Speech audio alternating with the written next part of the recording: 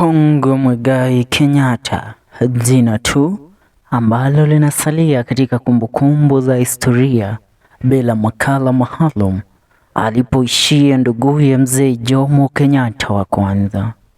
Kungu Muigai akiwa ni nduguye mkubwa Mzee Jomo Kenyatta alipata kupotea akiwa kijana mdogo wa miaka 13 na asionekane kwa mara nyingine.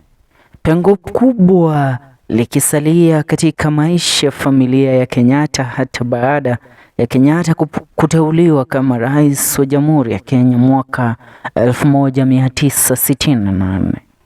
Inaaminika Kungu Muigai alipotea katika vita vya kwanza vya dunia vilivyotokea kati ya mwaka 1918 1914 na mwaka 1918 1918.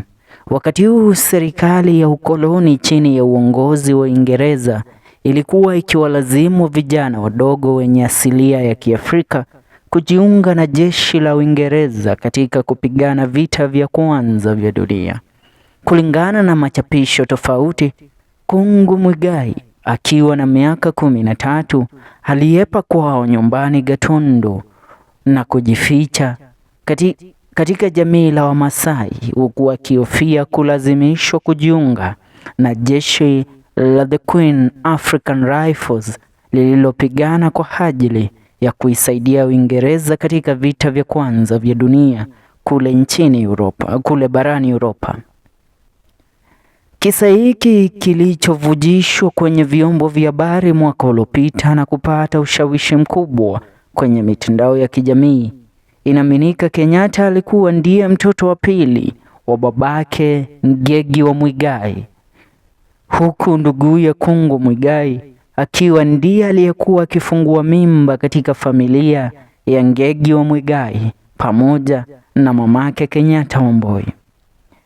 Baada ya Kenyatta kutawazwa kama rais wa Kenya mwaka 1963 na 1964, alitumia nguvu zake zote kumtafuta nduguye Kungu ila asimpate. Fununu zinadai kwamba baada ya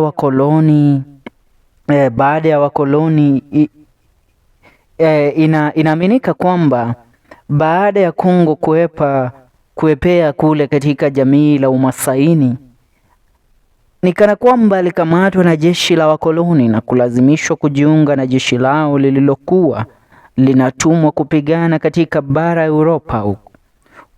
Huko Europa ndipo inaaminika Kungu Muigai alikufia kule, kulingana na fununu. Maana vijana waliokuwa wakikamatwa na kutumwa katika vita vya pili vya dunia walikuwa wakitumwa kule barani Europa kuisaidia Uingereza katika vita vilivyokuwa vimechacha sana. Na baada ya Kungu kupotea akiwa na miaka 13 mpaka leo haijulikani alipo, haijulikani alifia wapi. Hiki kinasalia tu kuwa ni kisa kinachohadithiwa kwa familia ya Kenyatta. Ni hayo kwa sasa, tuungane katika video zetu zijazo. Hii ni FM Show KE na kipindi hewani ni The Drums.